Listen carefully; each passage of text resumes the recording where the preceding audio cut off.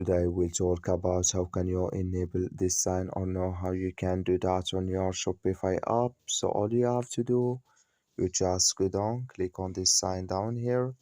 So when you click in this sign, it's going to show for you a list like this. Then all you have to do now, just click on settings.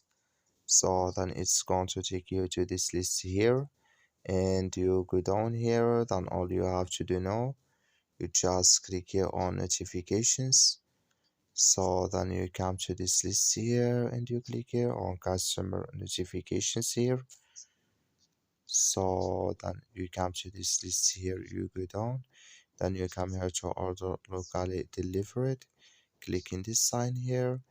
Then like you see this color show for us as main order locally delivered, enable with us now.